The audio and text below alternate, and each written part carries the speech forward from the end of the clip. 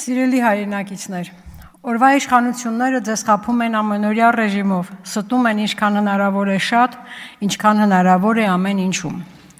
Նրանց համար իրական Հայաստանում իրենց վարած քաղաքականության հիմնարար հայեցակայքային մոտեցումը սուտ խոստումներով ու առանց հիմնավորման հայտարարություններով մարդկանց ամեն օր զբաղեցնելն է, նրանց ուշադրությունը բարձրացված հիմնավոր հարցերից շեղելը։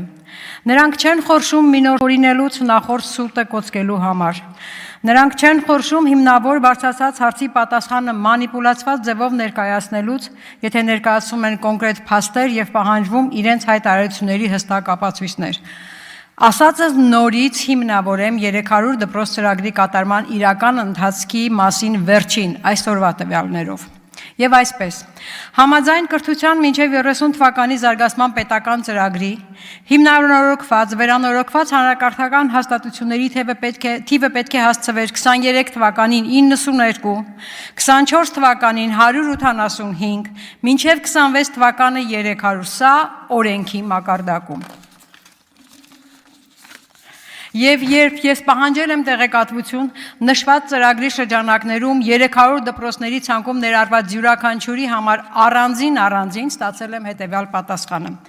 300 դպրոց ծրագրի շրջանակներում 21 թվականից մինչև օրս, ես ստացել եմ 3 օր առաջ, շահագործման է հանձնվել ուշադրություն 56 կառուցված, հիմնանորոգված, վերանորոգված դպրոց։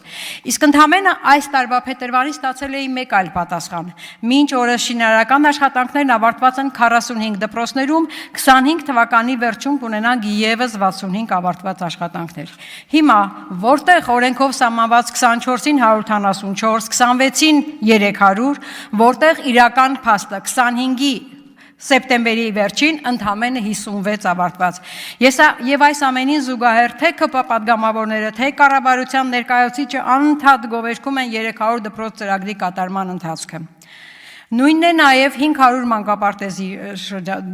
վիճակը։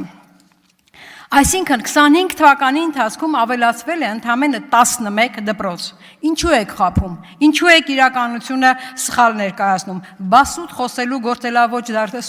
գործելավոճ դարձնելն էլ ոնց է լինում, բա օրենքի պահանջը չկատարելն էլ ոնց է լինում, կառավարության ծրագիրը չկատարելն էլ ոնց է լինում։ Դուք անընդհատ եւ ամեն ինչում խաբում եք հանրությանը, իսկ ժողովրդին խաբելու հաշվին իշխանություն պահելը, թեև դարձրել եք ձեր բրենդը, երկար կյանք չի կարող ունենալ։ Դուք ոչ միայն հեռանալու եք իշխանությունից, այլ նաև պատասխան եք տալու այն ամեն չարիքների համար, որ բերել եք մեր ժողովրդին։ Յուրաքանչյուրը ձեր չափով, յուրաքանչյուրը ձեր ժամանակին, բայց պատասխան եք տալու, համոզված եղեք։